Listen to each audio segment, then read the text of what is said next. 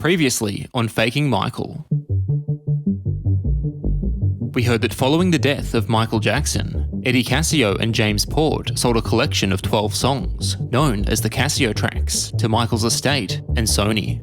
And we heard that when 3 of those tracks were selected for the Michael album, the Jackson family and thousands of Michael's fans claimed that the vocals on the tracks were fake. We heard that in light of those claims, estate attorney Howard Weitzman issued a statement claiming that 6 of Michael's former collaborators had attended a listening session and that they all confirmed that the vocals were definitely Michael's.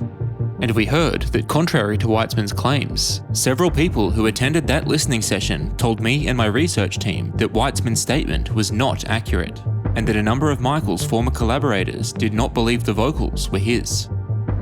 We heard that when Jason Malachi's former producer first heard the Cascio tracks, he said that he knew without a shadow of doubt that Jason was the vocalist. And we heard that based on a 4-month scientific analysis, forensic audiologist Dr. George Papson agreed, concluding that the vocals on the tracks did not belong to Michael, but were likely sung by Jason. We also heard that my research team and I have investigated the Cascio tracks for more than a decade, conducting an exhaustive provenance check, countless interviews, and further forensic analysis, and that we have been unable to find any evidence that Michael ever recorded the vocals. And in this episode, we'll hear about the extraordinary lengths that Sony, the estate, and the people connected to the Cascio tracks went to silence those who spoke out against the tracks.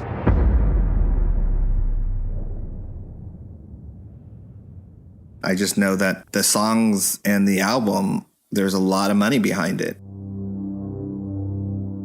And so we've seen with anything that has MJ's name on it, that when there's a lot of money behind it, the truth really doesn't matter.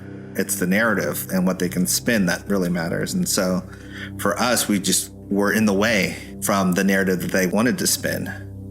That's a clip of Michael's nephew, Taj Jackson, which you may recall hearing back in episode 5. In that clip, Taj explained that from his perspective, the powers that be at Sony and the estate had chosen money over the truth when it came to the Cascio tracks, and had used their connections to spin the narrative they wanted the public to hear regarding the authenticity of the vocals. As we've established in this series, the narrative that Sony and the estate wanted to spin was that Michael had recorded 12 songs in Eddie Cascio's basement in the fall of 2007. But as we've also established in this series, thousands of Michael's fans around the world, including my good friend Marnie, who we heard from in episodes 1 and 2, were not buying it. You know, like I said, my reaction was instant, as was many fans. That's not Michael Jackson. And if they think they can fool us, then they must be insane. When the Cascio tracks were released in late 2010, Marnie and I were heavily involved with a Michael Jackson fan site called Maximum Jackson. And at that time, fans, including me and Marnie, were expressing our outrage about the Cascio tracks on the Maximum Jackson discussion forum. And like 90, if not more % of the fans really felt the songs were not him. You know, it was a violent reaction. It was very much a keyboard warrior situation, but very much justified in this situation. And while we felt that fans had every right to freely express their outrage, the powers that be didn't see things the same way. Marnie recalls. We started to get emails from the estate or the MJ online team basically saying to us that you need to steer the conversation in a positive direction because what the fans are doing at the moment is counterproductive. The MJ Online team is a team of people hired by the estate to insert themselves into the fan community and to communicate with fans on the estate's behalf. And from the moment they inserted themselves into the fan community, the MJ Online team began telling us how to feel and what to do. What they were trying to do was influence us in a way that made the fans discuss the tracks differently. You know, they were very good with their words, like whoever the MJ Online team were, they're masters of manipulation and all credit to them, they're very good. One of the ways they tried to influence us was by telling us that the fan community needed its leaders to be the voice of reason, and that taking a diplomatic position on issues like the Cascio tracks would ensure a peaceful environment for fans to exist in, an approach which Marnie says she tried to adopt, but which forced her to contradict her own convictions. So here I am making these posts going, hey, you guys need to be a little bit less fired up and think about this logically and reasonably. And I remember saying shit like that. But every reasonable bone in our body is going, that's not Michael Jackson. Marnie also recalls feeling like the MJ Online team was trying to gaslight the Maximum Jackson team into suppressing the free speech of our fellow fans. It was almost like they were using mind trickery with the way that they were asking us to steer conversations. They were asking us to close threads. I remember getting emails where they would link us to a forum thread and say, you need to shut down this conversation now. Maximum Jackson co-founder Greg Spinks also recalls receiving requests to suppress certain opinions regarding the Cascio tracks. The following is an exchange Greg had with investigative reporter Charles Thompson during a 2017 episode of the MJ Cast. I did receive numerous emails from the estate and Sony as takedown requests for the removal of certain threads or people's views that they had expressed in regards to these tracks, and I was not happy about doing so. Wow, so that's massive, Greg. So you're saying you had communications where they were saying that they wanted you to remove posts that had been published by people who said they didn't believe in the songs. Wow. Yeah, it was put in such a way that further action would be taken. Oh wow, so it was like myself or a threat. Yeah, that's how I perceived it. That's how I read it.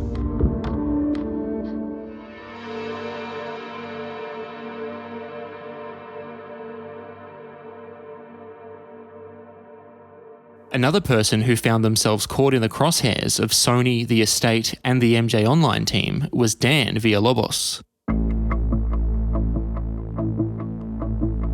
For the past 15 years, Dan has been one of my closest friends, and he's also the co-producer of the Faking Michael podcast series. But back in 2010, Dan, along with me, Marnie, Greg, and others, was part of the Maximum Jackson team. You know, as a member of staff of the message board, we naturally try to calm the waters if people were arguing or that sort of thing. But this issue was just uncontrollable. And you almost didn't want to control it because people had every right to be confused and asking questions. And they had every right to be angry. It was crazy. And so with fan outrage spinning out of control, Dan reached out to estate co-executor John Branca directly in an attempt to get some answers regarding the Cascio fiasco. Dan recalls. I basically wanted to see if there was any information that I could relay back to the fan community who was just in absolute chaos. You know, if I didn't try to contact the estate directly, then what am I doing as one of the leaders of the fan community? So I emailed John Branca directly. I just said, I want to talk. Can we discuss these tracks? Because they're not doing the fan community any good. Is there anything being done about it? Can we discuss it, please? And about a day or two later, I get an email from a guy named Jeff. The Jeff that Dan is referring to is a man named Jeff Jampol, the general manager of the MJ Online team. He introduced himself as the head of the MJ Online team and that he would be keen to talk to me about it after the email that I wrote to John Branca was forwarded to him. But Dan didn't want to speak to the MJ Online team. Dan wanted to speak with John Branca himself. So I felt sort of cheated and a little bit disrespected because, you know, I had taken time out to write to John Branca on behalf of the Michael Jackson fan community. And I just wanted to talk about it. I wanted to relay some information back to the fans that were getting desperate because nothing was being officially told to them. And it was a genuine conversation that I wanted to have with him, but he clearly didn't respect that. And he just passed on my email down the chain to somebody else in his team to deal with it. So for me, that was like a little red flag that something was not right. In the end, Dan decided that speaking to someone who was at least connected to the estate was better than speaking to no one at all, and so he agreed to take a phone call from Jeff. Dan recalls. I remember Jeff introducing himself to me and just telling me these things about, like, he was expressing his feelings about what's been happening with the fan community in regards to the Cascio tracks. And he was trying to illustrate to me that, in his view, what the fans were doing by complaining publicly about the Cascio tracks on message boards and social media, that it was damaging the legacy of Michael Jackson. And that was another little red flag because, you know, Michael's legacy is about what he accomplished in life and what he left behind, and not to do with posthumous projects. And so he explained that by fans complaining about it publicly, by allowing fans to state their feelings and their opinions as if they knew what the truth was, that it wasn't a good thing for Michael's legacy. So I thought that he was trying to make me feel a certain way and sort of change the way that we did things. I remember him saying that he didn't want to tell the fans what to do, or he didn't want to tell us like how to express ourselves, but at the same time he wanted the whole issue to go away. And he didn't want all of this complaining and anger to be taking place publicly, and that nobody is going to take us seriously. And it was just very bizarre. You know, he left me with the impression that I was wrong. And then about a day or two later, I snapped out of it and I thought, you know, hang on a minute. No, we, the fans, are right. And nobody is listening to us. As well as running the MJ Online team, Jeff is the CEO of a company called Jam Inc. Jam, or JAM, stands for Jampol Artist Management, and according to their official website, Jam Inc.'s mission is to manage the legacies of legendary artists and to help their legacies transition into the digital age with integrity. One of the keys to this kind of management is you have to be authentic and credible. That's Jeff, speaking about how important it is to be authentic and credible if you want to retain the existing fans of a legacy artist, while also attracting new fans. What we want to do, the goal here, is to put this artist back in the pop culture conversation today in a way that's authentic and credible and meaningful to an 11 to 30-year-old. And if you are credible and authentic, then all of the existing fans will come right along with you, and you get both. But back in 2010, most of Michael's existing fans felt that the vocals on the Cascio tracks were not authentic, and that the estate's official narrative regarding the tracks was not credible. According to Jeff, his management philosophy is based on what he calls the Hippocratic Oath of rock, the first tenet of which is to do no harm. And as we've heard, Jeff believed that speaking out against the Cascio tracks was doing harm to Michael's legacy, and that we should not allow fans on Maximum Jackson to do it. It should be noted that I also exchanged emails and had phone calls with Jeff, and that he told me that the main reason that he wanted us to stop fans from speaking out against the Cascio tracks was because their dissenting voices might discourage potential new fans from joining the community. Dan recalls the same thing. He had a similar discussion with me about that. I remember something about, like, if a new potential fan were to go online and search for Michael Jackson and they come across a bunch of negative comments or complaints about vocals or whatever it is, and if they see that fans are arguing with each other, then that'll damage the opportunity for that person to become an active member of the fan community and integrate into the brand and buy into the whole Michael Jackson ecosystem, and it would damage the opportunity for more people to become new fans of Michael Jackson. And I also thought that was bizarre because fans weren't complaining about the artist, they were complaining about the product that was being put in front of them. When speaking to Marnie about all of this, she pointed out that Maximum Jackson had discussion topics on issues that weren't exactly flattering in the context of Michael's legacy, but that the Cascio tracks were the only issue being singled out by the MJ Online team as an issue that needed to be censored. Can I just say, we also had threads on the forum that addressed Michael Jackson's plastic surgery. We also had threads that dealt with controversial issues. They only picked out things that had to do with the Cascio tracks. So if a new fan was going to come on and search negative things about Michael Jackson, they would find so much more than just the Cascio tracks. So don't just pick out that.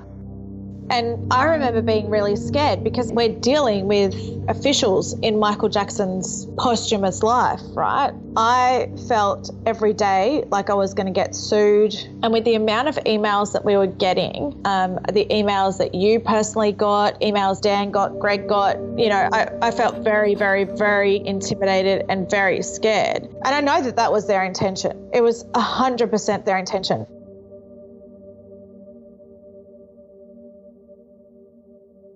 As you're listening to this, you may be thinking that Marnie was being paranoid when she said she felt intimidated by Sony and the estate, and that she was worried about them taking legal action against her and her fellow fans for expressing their opinions about the vocals on the Cascio tracks. But as you'll hear in the second half of this episode, she wasn't being paranoid at all. I understand what having an opinion can do to you if your opinion contradicts something that people don't want it to contradict. I understand what can happen to somebody if you irritate the wrong people and you put a red dot on your head. That's the voice of Jamie McCormick, or Mac as he's known, discussing a serious situation he and his friend James found themselves in shortly after the release of the Michael album, largely because of their opinion that the Cascio tracks were fake and the actions that they took in an effort to prove it. So how I ended up in the situation that I ended up in. To put Mac's story into context, let's briefly go back to the 8th of November 2010, the day breaking news was premiered. I've been the biggest Michael Jackson fan since as long as I can remember, literally from being a toddler. So when breaking news came out, I was excited, I was interested. So I was at my computer and I was refreshing, getting ready for it to be premiered on michaeljackson.com. Breaking news. And as soon as I heard the first few bars of breaking news, Everybody wanting a piece of Michael Jackson. I knew it was Jason Malachi instantly. I knew. And I would bet my life on it.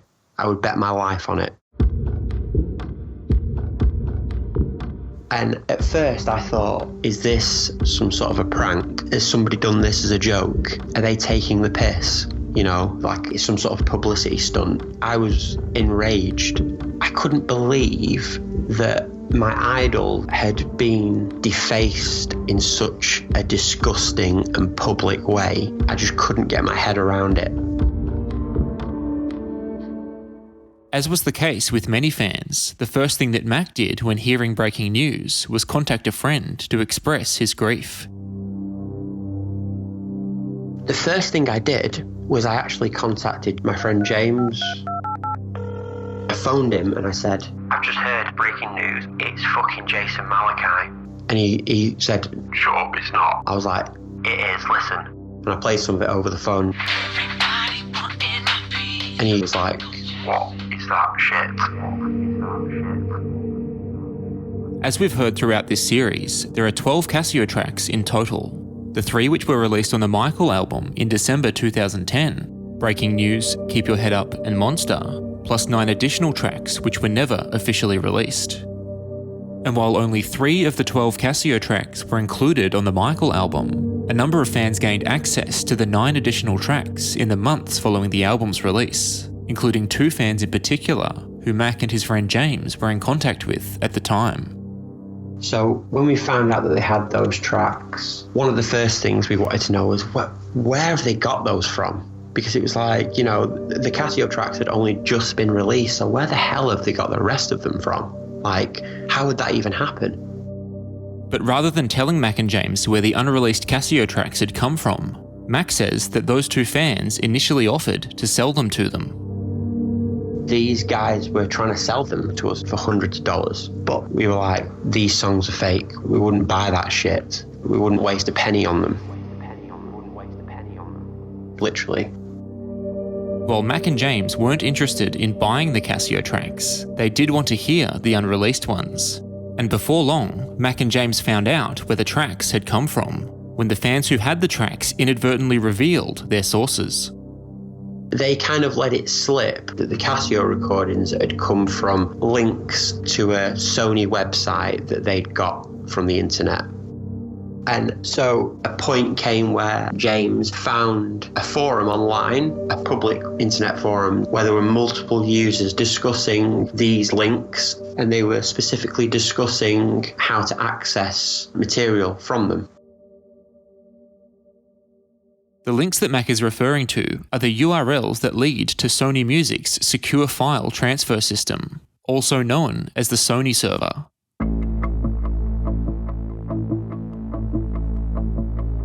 The Sony server was Sony's internal cloud-based file-sharing platform where Sony employees could upload files so that their colleagues and associates could access them. Also given access to the servers were people like artists, managers, and music producers who were working on Sony projects. And so, because we knew that there were people openly discussing downloading material from these links on public discussion forums without any sort of a problem, we felt safe and we felt okay that, okay, well, it should be okay for us to do that. So after a day of knowing how these links were accessed, James had already found the 12 Cascio recordings. Upon finding the Cascio tracks on the Sony server, James downloaded all 12 of them and began analysing them in detail. There was a lot to look at in those 12 tracks, and James had spent a lot of time going through the tracks and making notes specifically about, where certain breaths were put in and where certain vocals were used that were from old Michael Jackson tracks, and he was sort of trying to put those pieces together. Around the same time, Mac and James learned that while accessing the Sony server, the two fans who'd initially offered to sell them the Cascio tracks had also found screenshot images of the multi-track sessions for all 12 tracks. And as proof of their discovery, they forwarded those screenshots to James, who then shared them with Mac. Now, when we saw those, me and James, it was like a light bulb moment. We thought, holy shit, if these multi-tracks for these Cascio recordings are on that server, we could literally prove these songs are fake without any shadow of a doubt. There would be no doubt anymore, and this whole fiasco would be over. For those who aren't familiar with the terminology, a multi-track is a music file containing multiple tracks, each track being a different element of a song. For example, a multi-track would include individual tracks for each musical instrument, along with separate tracks for the lead vocal takes, and further tracks for the background vocals. And when all of those individual tracks are played at the same time, they collectively form the complete song, as we hear it when we buy it on an album or stream it online. And so when Mac and James saw the screenshots, they wanted to get their hands on the actual multi-track session files so that they could isolate the lead vocals and analyse them in further detail to prove that Michael Jackson was not the vocalist. Mac recalls. So the main driving force for us wanting to see what was on those servers was because we had the strong belief that we could get the full Cascio multi-track sessions because of the screenshots that had been provided at the time.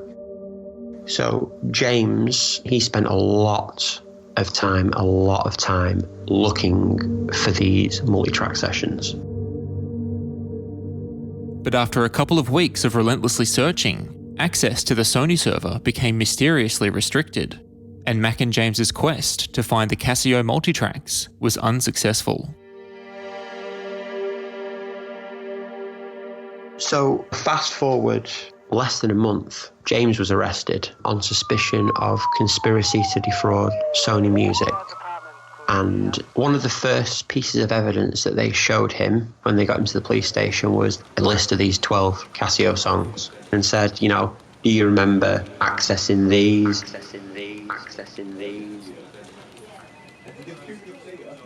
To reiterate what Mac just said, James was arrested on suspicion of conspiracy to defraud Sony Music. And when he arrived at the police station for questioning, the officers showed him a list of the 12 Cascio tracks and asked him if he remembered accessing them.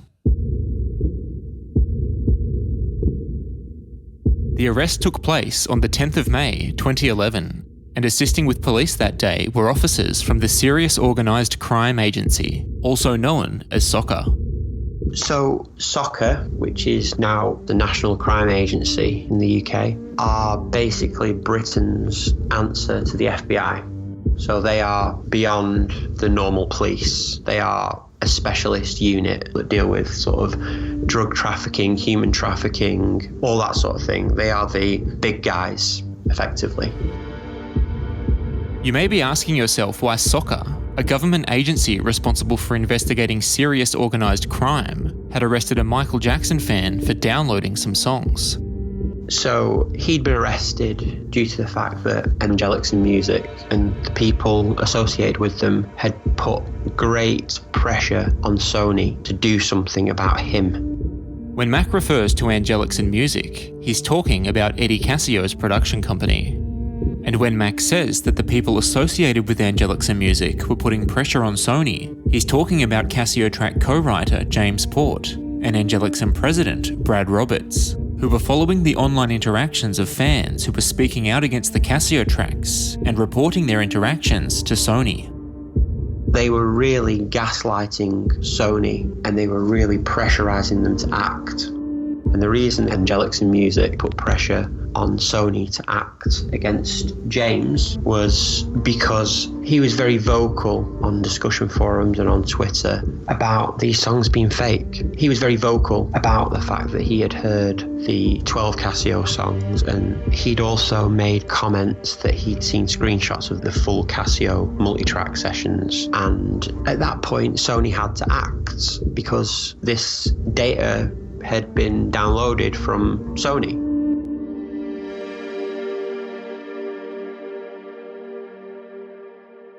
While it was true that James had downloaded the 12 Cascio tracks from the Sony server, it was also true that James wasn't the only fan who had downloaded them. But as of May 2011, he was the only one who had been arrested. To put this into context, let's go back to March 2011 and recount the events that played out behind the scenes over the 2-month period which led to James's arrest.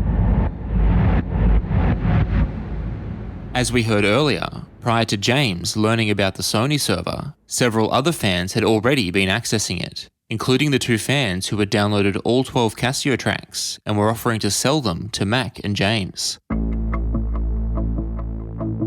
But what we didn't hear earlier is that those 2 fans were selling more than just the Cascio tracks.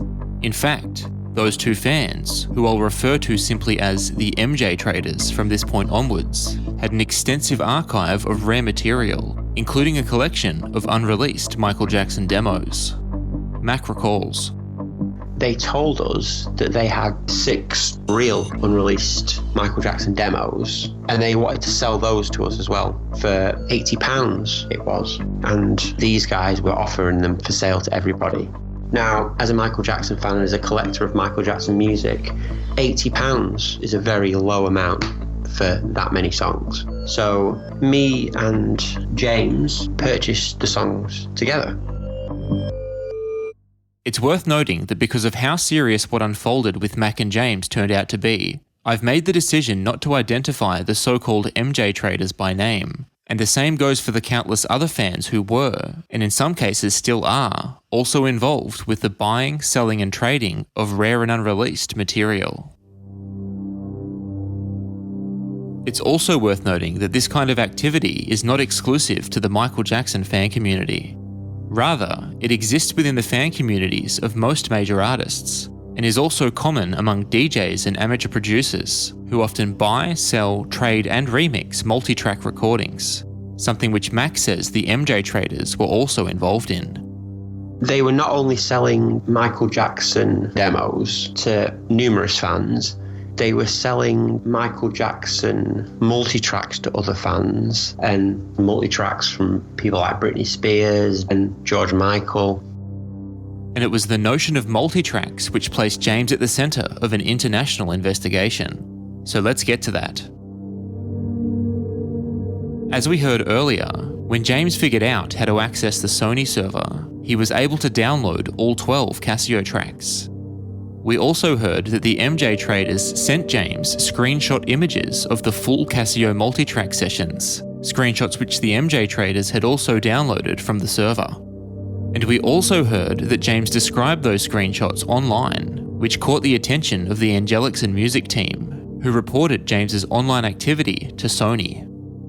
So the only reason they came to James was because Angelics and Music was screaming at them. And when you look at their emails that they sent to Sony Music, they are very much in panic mode.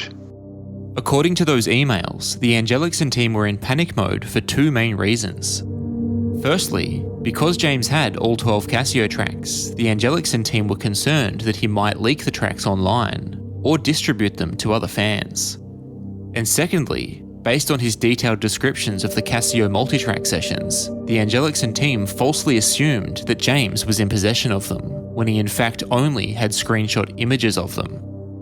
And from their emails that they had sent to Sony executives and people dealing with piracy, etc., from those emails, they're making Sony believe that James had access to the actual multitrack sessions of these 12 songs.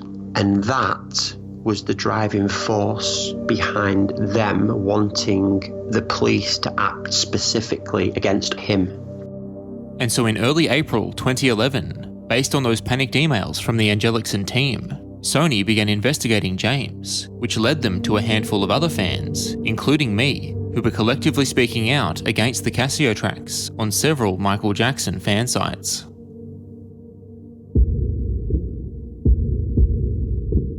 As a result of our online interactions, executives from Sony's legal department contacted the fan sites that we were interacting on, asking them to ban some of our accounts and shut down certain conversations, which we heard about earlier in this episode. I did receive numerous emails from the estate and Sony as takedown requests for the removal of certain threads or people's views that they had expressed in regard to these tracks. They were asking us to close threads. I remember getting emails where they would link us to a forum thread and say, you need to shut down this conversation now.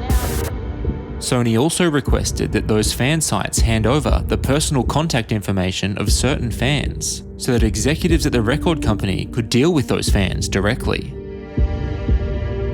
In the end, James became the primary person of interest in Sony's investigation, and because he was based in the UK, the case against James was turned over to Soccer, who arrested him on suspicion of conspiracy to defraud Sony. And as we heard earlier, despite the fact that other people, including the MJ traders, had also accessed the server, only James was initially arrested.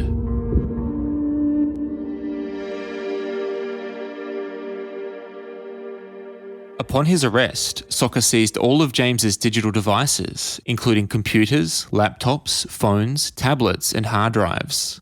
And when they began analysing those devices, Soccer found chat log conversations between James and other fans, including Mac.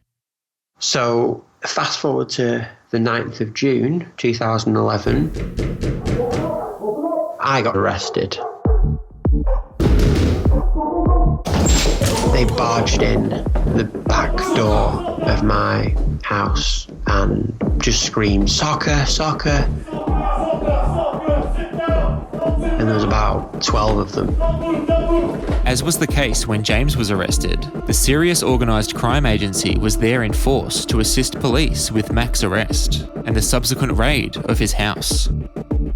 They started ransacking the house, searching the house with a fine-tooth comb. I just remember almost thinking, is this a nightmare? I couldn't believe what was unfolding in front of me. There are literally 12 police officers with police vests and blue gloves on, walking through my house, looking for stuff. And I got sat down on the corner of my bed, and an officer said, "We're arresting you on suspicion of conspiracy to defraud Sony Music. Do you understand?" And I said, "No." And they were like, "Well, what don't you understand?" I was like, "Well, I understand what you're saying, but it doesn't make sense." It doesn't make sense. As they'd done with James, the Soccer agents put Mac into the back of a police car and took him to the local police station for questioning. They took me to the police station and they put me in a cell. And I was in there for hours waiting to be interviewed, just like sat there, not knowing what was going on, mind racing. I have Asperger's syndrome and I've got severe anxiety problems as well. So it was just, my head was scrambled. It was just such a mess. And even though I knew why they'd arrested me, because they told me, and I knew that it was obviously the same reason that they'd arrested James, I couldn't process it because it didn't make sense. It didn't make sense to me. Why are they coming for me? The reason they were coming for Mac was because of what they discovered in the chat logs on James's computer. In those chat logs, Mac and James openly discussed the fact that they had been accessing the Sony server and that they had been searching for the Cascio multitrack sessions in an effort to prove that the vocals on the tracks were fake. The chat logs also include conversations between Mac and James about the 6 Michael Jackson demos that they'd purchased from the so-called MJ traders, which we heard about earlier in this episode. They told us that they had 6 real unreleased Michael Jackson demos, and they wanted to sell those to us as well for £80 it was. So me and James purchased the songs together. Mac and James also discussed the idea of selling those demos to other fans, an idea which never came to fruition, but which Soccer pounced on, claiming that such conversations demonstrated a pattern of behaviour that suggested that Mac and James's reason for being on the Sony server was to illegally download material and to sell it on the black market. In the weeks following Mac's arrest, Soccer continued to collect evidence in their case against him and James, including sworn witness statements from several people, including Sony executives, Estate Representative Karen Langford, and Angelicsson President Brad Roberts. In his statement, Brad Roberts detailed his belief that James had copies of the full Cascio multitrack sessions, a belief which was ultimately proven to be false when Soccer analysed James's computer hard drives and found that he had never actually had them. In her statement, Karen Langford expressed that brand reputation and product authenticity are of major importance to the estate of Michael Jackson, a wildly paradoxical claim considering the estate had willfully damaged the reputation of their own brand by releasing the Cascio tracks on the Michael album, despite Michael's family and fans insisting they were fake. Langford also said that it was, quote, impossible to quantify the financial loss suffered by the estate due to the breach of Sony's server, that the impact of that breach was, quote, astronomical, and that the estate fully supported the prosecution of Mac and James. And finally, across multiple statements, several Sony executives detailed the lengths they'd gone to investigate the breach of their server, with one executive suggesting that the breach had affected the Michael album sales, resulting in millions of dollars of lost income. Another paradoxical claim, given the fact that James first accessed the server on the 6th of April 2011, several months after the Michael album had completely dropped off the charts. But Soccer's investigation didn't end there. On the 25th of August 2011, 2.5 months after Mac was arrested, Soccer raided his house for a second time, this time arresting his girlfriend and taking her into police custody for questioning, something which Mac says only added to the stress that they were already under. And yeah, obviously that put strain on my relationship with her. It put strain on my life. Everything. Because at this point, just when you'd started to kind of almost get over the stress and the upheaval and anxiety relating to the first raid, you get raided a second time. So, yeah. Then, on the 13th of December 2011, 3.5 months after the second raid, Soccer raided Mac's house for a third time and arrested him again, this time on suspicion of witness intimidation. And I was like, what? What are you talking about? What? Arresting you on suspicion of witness intimidation. And once again, Mac was thrown into a police car and taken to the police station. Upon arriving at the police station, Mac was escorted into an interview room where the investigating officers had two pieces of paper laid out on the table, one in black and white and one in colour, both bearing the same image. So it was a screenshot of a LinkedIn profile. And effectively, the reason that apparently I'd been arrested is because my name had come up on the profile of one of the officers involved in the case under the People You May Know section of LinkedIn. And I was utterly gobsmacked. I couldn't believe it. I was like, what? And they said that I was trying to intimidate a witness because I'd made my name appear in the People You May Know section of an officer's LinkedIn profile. To which I said, what the fuck are you talking about? There is no way that I can physically make myself appear in that section. So at this point, I'm being arrested for things that make even less sense than the initial thing that I'd been arrested for. So I'm literally waking up every day expecting somebody to come through the door and get me for something else that I haven't done. And I feel like I'm living with a gun to my head 24/7. Mac explains that the repeated targeting of him by the British authorities left him mentally, emotionally, and financially destitute. I was in such a bad place mentally at this point. So living with this hanging over your head and losing the fabric of life that you've built up over the years, you know, you build a career, you build a relationship, you build a home. All this was gone. Back to square one with not much hope of pulling myself back out of that again, because what am I going to do?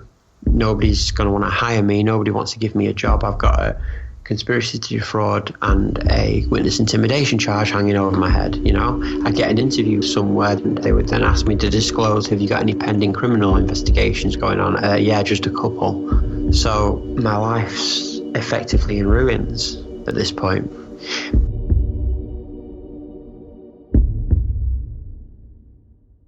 With Mac's world crumbling around him, a trial date for the conspiracy to defraud charges he and James stood accused of was set for January of 2013, and if they were to be found guilty of those charges, they could be facing some serious jail time. It should be noted that Mac and James both openly admit that they did indeed access the Sony server without authorization, and that they did download the Cascio tracks from that server. But what they don't admit is conspiring to sell those tracks in an effort to defraud Sony. What we had said is, if you're going to charge us with conspiracy to defraud and put us on trial for that, we're not admitting that because we didn't conspire to defraud you. It should also be noted that the evidence in their case file, which I have seen, supports Mac's assertion that he and James did not conspire to defraud Sony when accessing the Sony server and downloading the Cascio tracks. In fact, as part of their investigation, the Serious Organised Crime Agency teamed up with the FBI to obtain search warrants for the email accounts, bank records, and PayPal transactions belonging to Mac and James in a quest to find evidence that they'd profited from their access to the Sony server, evidence which they were unable to find because it simply didn't exist. In the end, based on the lack of evidence against them, Soccer agreed to drop the charges of conspiracy to defraud in exchange for a guilty plea to the much less serious charges of unauthorized access to computing material without intent, also referred to as computer misuse. So we pleaded guilty to computer misuse without intent when they put that offer on the table, and we pleaded guilty to that at a court appearance prior to our sentencing. A few months later, Mac and James attended court for sentencing, where they were each handed 6-month prison sentences suspended for a year and were ordered to complete 100 hours of community service. And that was in January 2013. And then that was it. It was time to rebuild my life again. Reflecting on the whole situation, Mac expresses his frustration that the creators of the Cascio tracks, Eddie Cascio and James Port, under the banner of Angelics and Music, have gotten away with what could be the greatest artistic fraud in the history of the music business, while the entities that they allegedly defrauded, Sony Music and the estate of Michael Jackson, not only defended Cascio and Port against those allegations of fraud, but also went after those who tried to expose it. A really weird paradox and a real weird contradiction is that the people who actually defrauded Sony, the Cassios and Angelics in Music, have not only defrauded Sony and got away with it, but have both profited from defrauding Sony and are being legally protected by Sony, even though they've defrauded them. The true fraudsters, the people that have actually caused Sony irreparable damage, both financially and in the eyes of the public and of the Michael Jackson community in particular, have got away with it. And I'm the one that's sitting here that has a criminal conviction for trying to prove and expose an actual crime. And that's the key to the whole thing, and where it all comes back to the Cascio stuff. Because all of this really does show and highlight how powerful Sony is. And it goes to highlight that they were willing to do anything just to shut people up that were saying that these songs are fake. Based on the evidence, Mac believes that the case against him and James had very little to do with their access to the Sony server. Rather, Mac insists that he and James were targeted because of their opinion about the Cascio tracks. Mac also pointed out that Sony was fully aware that countless other people had infiltrated their server, some of whom sold, traded, remixed and leaked the content that they'd illegally downloaded, but that none of them, including the 2 MJ traders who'd sold the 6 Michael Jackson demos to Mac and James, and who'd tried to sell them the Cascio tracks, were ever held accountable. Because if this was just a situation where this was a major data breach, why wasn't everybody else arrested? And why wasn't everybody else dealt with the same way? And the reason is because everyone else wasn't actively saying these songs are fake. And that reason alone is why we were dealt with in such a hefty manner, and why nobody else was dealt with in a similar manner, and still hasn't been to this day. And still hasn't been to this day. And still hasn't been to this day. In the final episode of Faking Michael, one fan takes matters into her own hands.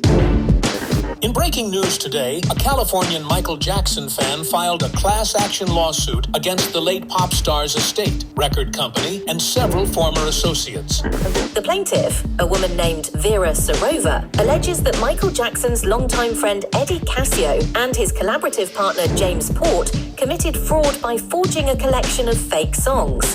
They fucked me up. They did this purposely. I'm telling you, they fucked me over. They conspired to bring me down. The whole situation with the Cassios, I just hope that the truth comes to light. You know, I had these conversations with his lawyer, who basically said, I'd like to meet with you to discuss with you how Jason might be able to help you guys resolve this.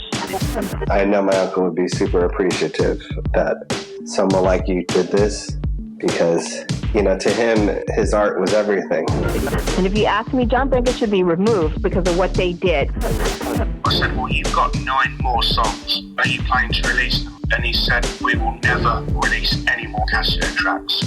And I will say this, the estate doesn't think that this is going to hurt them at all. And what they don't get, they've already done the damage. It's done, because you've already put it out there. Faking Michael is a production of Oath Media, which is researched, written and narrated by me, Damien Shields. Original score, sound design and mixing by Dan Villalobos. Additional research by James Allais and Jamin Bull, and the teams at the MJ Cast and A Truth Untold. Artwork by Stephen Ward. If you enjoy the Faking Michael podcast, please consider rating, reviewing and sharing it. Faking Michael is an independent piece of investigative reporting. All source material is used in a limited and transformative way for the purposes of commentary, criticism, demonstration, and education in accordance with fair use guidelines. Some of that material has been edited for clarity and time. If you'd like to contact the makers of this podcast, support our cause, or order a copy of the Faking Michael book, please visit our website at fakingmichael.com.